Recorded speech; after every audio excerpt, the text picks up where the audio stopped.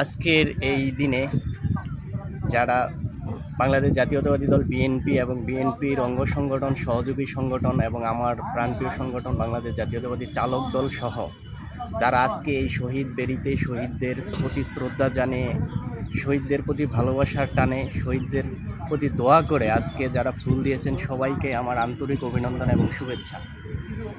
1952 সালে এই ভাষা আন্দোলনের মাধ্যমে শহীদ বরকত সহকারে সকল ভাষা শহীদেরা যদি জীবন না দিত, আজকের এই ভাষা আমরা রাষ্ট্রীয় ভাষা হিসাবে, মাতৃভাষা হিসাবে হয়তো পেতাম না। সেই দিন তাদের জীবনের বিনিময়ে, তাদের রক্তের বিনিময়ে রাজপথ রঞ্জিত হওয়ার কারণে আজকে আমরা এই মাতৃভাষা পেয়েছি, আজকের এই ভাষা পেয়েছি, বাংলা ভাষায় কথা বলতে পারতেছি।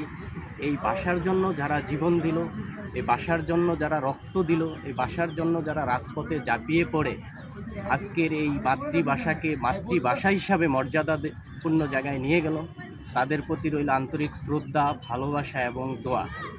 পরকালে যেন মহান রব্বুল আলামিন তাদেরকে বেহেশতের সর্বোচ্চ স্থানে রাখেন, ভালো রাখেন, এই দোয়াই করি। এবং আমার বাংলাদেশের সকল মানুষ হয়তো এই দোয়াই আজকে করতেছেন।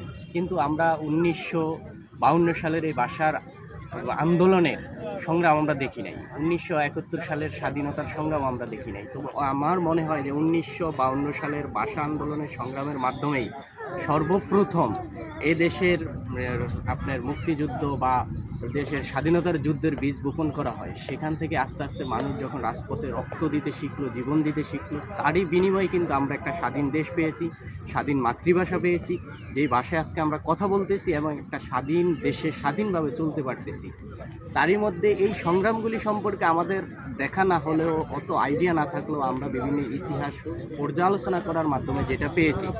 কিন্তু এই যে 2024 সালের জুলাই আন্দোলন আমরা সরাসরি দেখেছি। জুলাই আন্দোলনে গুল্লির মুখোমুখি ছিলাম, জুলাই আন্দোলনে রাজপথে ছিলাম, আমার ভাইয়েরা রক্ত দিছে, জীবন দিছে। আমরা দেখেছি যে জুলাই আন্দোলনটা কত কঠিন ছিল। ঠিক তারই হয়তো আরও বেশি কষ্টের ছিল, আরও বেশি সংগ্রামের ছিল এই ভাষা আন্দোলন। কারণ ওই সময় যোগাযোগ ব্যবস্থা খুবই এত ভালো ছিল না, এত উন্নত ছিল না, কিন্তু তারপরও তারা ভাষার জন্য সংগ্রাম করে, মানুষকে একত্র করে, ঐক্যবদ্ধভাবে আন্দোলন করে, জীবন দিয়ে, রক্ত দিয়ে আজকের এই ভাষা আমাদেরকে উপহার দিয়েছে। আজকে আমরা স্বাধীনভাবে স্বাধীন দেশে মাতৃভাষার কথা বলতেছি, বাংলা ভাষায় কথা বলতেছি।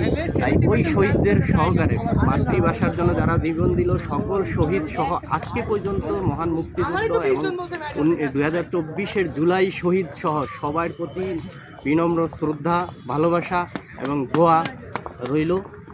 এবং যারা বাংলাদেশের আছে সকলে মিলে তাদের জন্য দোয়া করবে, তাদের প্রতি ভালোবাসা জানাবে, শ্রদ্ধা জানাবে, এই আশা রেখে আল্লাহ হাফেজ। বাংলাদেশ জিন্দাবাদ।